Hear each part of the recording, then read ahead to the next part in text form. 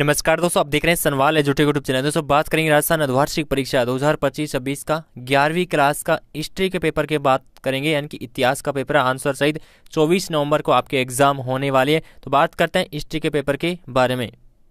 जी हाँ दोस्तों, ये आपके सामने हाफ ईयर लिखा 11वीं क्लास का हिस्ट्री का पेपर है। दोस्तों पेपर हिंदी और इंग्लिश दोनों के अंदर आपको देखने के लिए मिलने वाला है।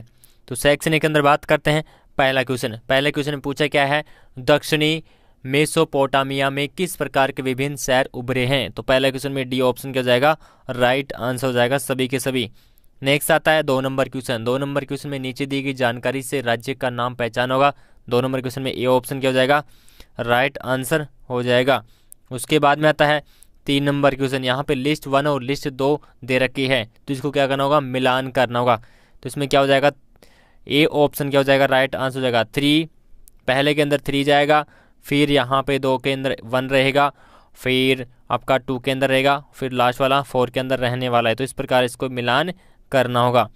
फिर नेक्स्ट आता है, ये भी इसी का है 4 नंबर जो क्वेश्चन आता है। 4 नंबर क्वेश्चन में पूछा क्या है, इसमें which of the following statement is not true, यानी कि जो कौन सी स्टेटमेंट है जो यहाँ पे कथन है वो सत्य नहीं है। तो 4 नंबर जी क्वेश्चन उसमें सी ऑप्शन राइट आंसर हो जाएगा। सी ऑप्शन का मतलब रोमन कानून का सक्रिय रूप से नागरिक अधिकारों की रक्षा के लिए उपयोगी किया गया था। फिर उसके बाद में 5 नंबर जो क्वेश्चन आता है उसमें शहर का नाम लिखना होगा। तो 5 नंबर जो क्वेश्चन आता है इसमें ए ऑप्शन क्या हो जाएगा, ए ऑप्शन ये वाला इसमें राइट आंसर हो जाएगा पोम्पई। ठीक है, 5 नंबर में ए ऑप्शन राइट आंसर हो जाएगा। नेक्स्ट आता है 6 नंबर क्वेश्चन। 6 नंबर क्वेश्चन में एक अनिवार्य सेना है। 6 नंबर क्वेश्चन में सी ऑप्शन क्या हो जाएगा, बोथ ए और बी दोनों। 7 नंबर में फिर यहाँ पे लिस्ट 1 लिस्ट 2 दे रखी है, मैच करना होगा कौन कौन से कॉलम मैच करेंगे। 7 नंबर जो क्वेश्चन आता है उसमें कौन सा ऑप्शन हो जाएगा, बी ऑप्शन राइट आंसर होगा। पहले के अंदर दूसरा और दूसरे के अंदर तीसरा, तीसरे के अंदर पहला और इसमें चौथा, इस प्रकार इसमें बी ऑप्शन राइट आंसर हो जाएगा। उसके बाद में आता है 8 नंबर क्वेश्चन।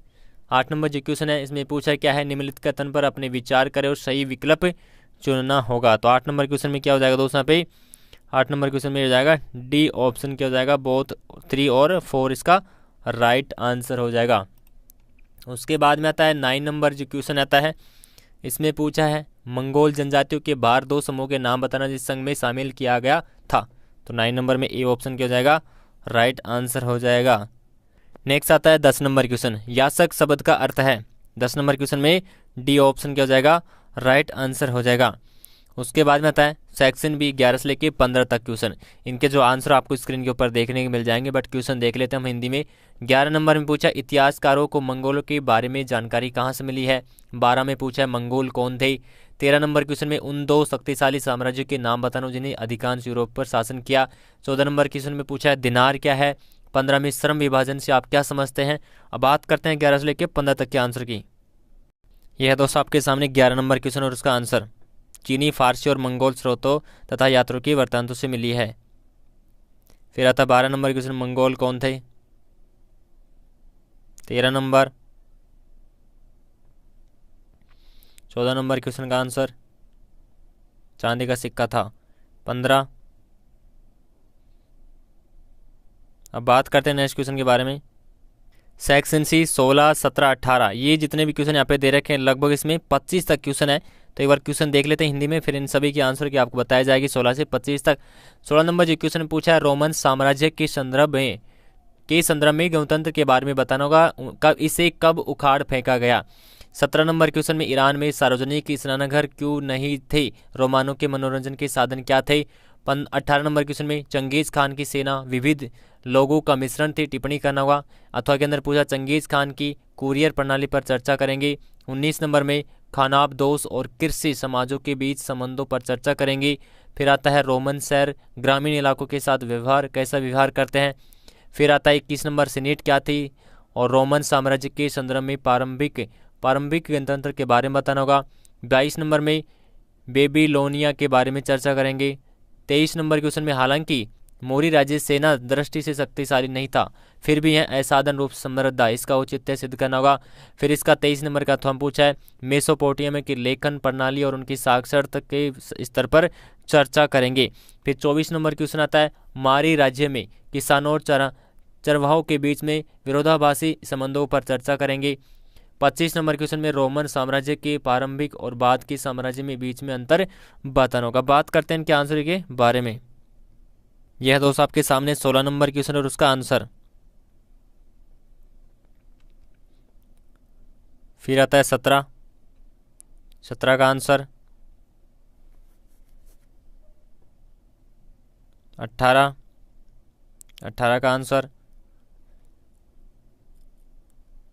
अथवा भी है इसका 18 का,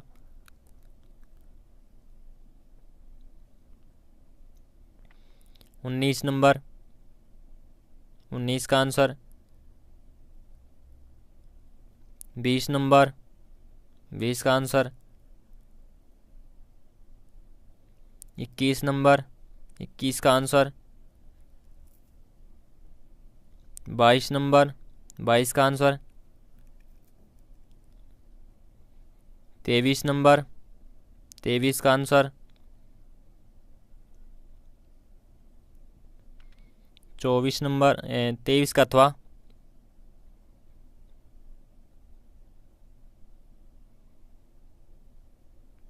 24 आंसर, 25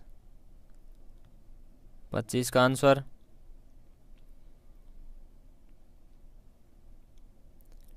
ठीक है दोस्तों, अब बात कर रहे हैं नेक्स्ट क्वेश्चन के बारे में।